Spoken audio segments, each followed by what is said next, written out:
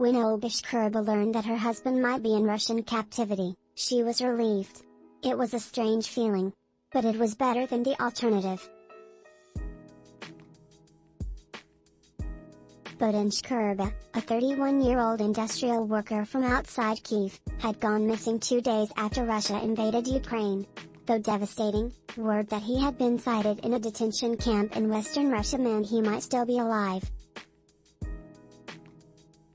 Hundreds and perhaps thousands of Ukrainian civilians who disappeared in Russian-occupied areas are imprisoned in Russia, human rights groups say.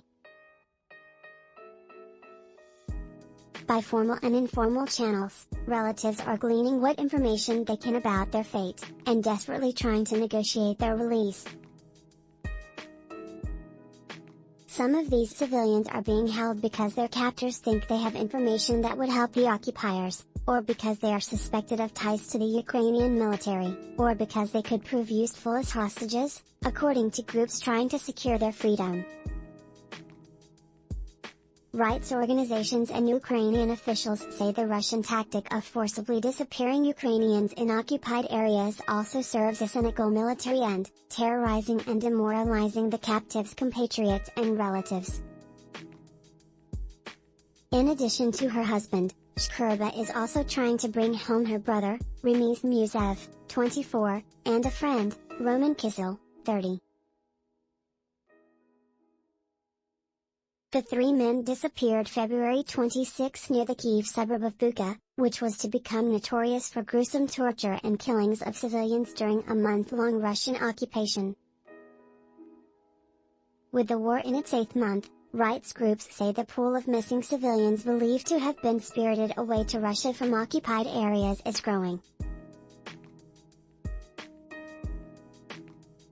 Details of many disappearances are coming to light only as Ukrainian forces retake areas in the south and east that had been under Russian control up until only weeks or days ago. Shcherba, 29, is being assisted in her quest by the Center for Civil Liberties, a Ukrainian group that last week shared a Nobel Peace Prize with another rights group and an activist, in Russia and Belarus.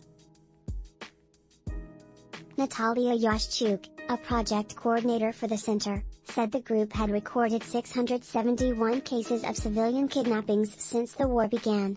Of those, 205 captives have been freed.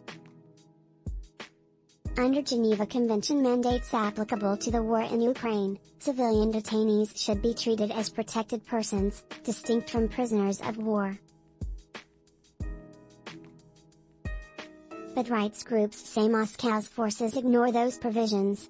International humanitarian law prohibits individual or mass forcible transfers of civilians from occupied territory to the territory of the occupying power, which can constitute a war crime, Human Rights Watch said in a July report. The New York-based group called for the immediate release and return of all Ukrainian civilians detained in Russia, and demanded combatants or civilians in Russian custody be registered with the International Committee of the Red Cross.